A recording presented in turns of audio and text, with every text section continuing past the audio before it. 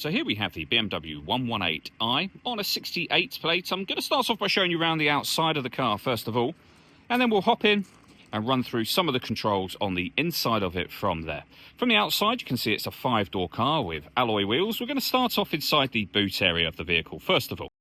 As we approach the back of the car, you can see we have reversing sensors and plenty of boot space as well, which you can increase, of course, by folding down those rear seats should you wish to. Okay, so we're just going to work our way back around to the front of the car, and then we'll hop in, and as I mentioned, just run through a few of the controls on the inside of the car from there. Just briefly before we climb in, I think it's well worth seeing the interior from this exterior point of view. There's plenty to run through on the dashboard, so let's hop in, and we'll do that right now. Okay, now that we're inside the car, we're going to start with the dials. Over on the left-hand side, first of all, we have the speedometer and the fuel gauge. On the right-hand side, the rev counter. In the centre, you can see where you'd find the total miles for the car. They are 45,308. The information displayed above that can be changed by pressing a button on the end of the indicator stalk for various bits of trip computer, fuel economy information, and as you probably just saw there, a digital readout for the speedometer. If you leave that a few seconds, that will take over that section, as you can see. If we back out to the steering wheel next, over on the left-hand side, we have speed limiter. On the right-hand side, we have our phone controls, stereo controls. We've also got voice activation over here as well.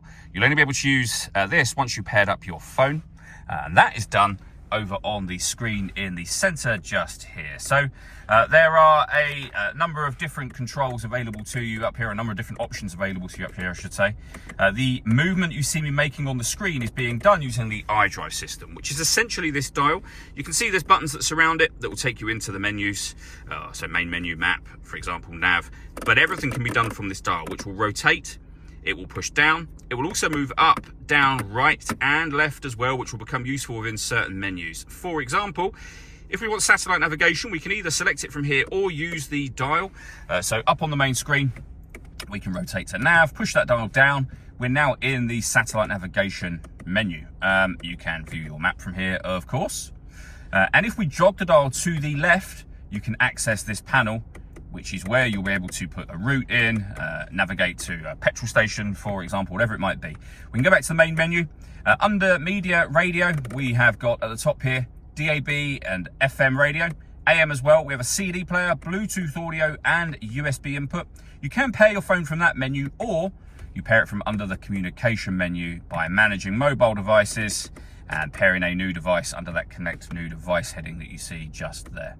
We've got a few other options on here, so you could look at your service details, for example. You can check the vehicle status. You can see there all the service history is all good, and you can also check your oil level as well, which again is good too. Working our way down from that, we have hazard warning lights, deadlocks, so you can lock and unlock the car doors from the outside. We have the main volume for the stereo. We have our CD player.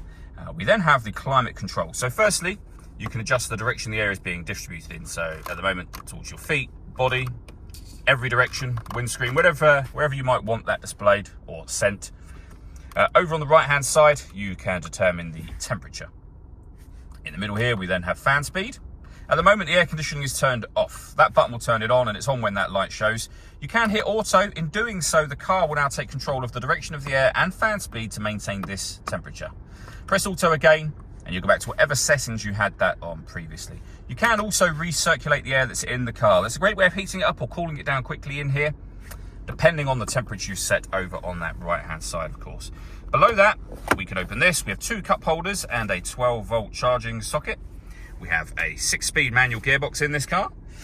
You can turn off your traction control from here.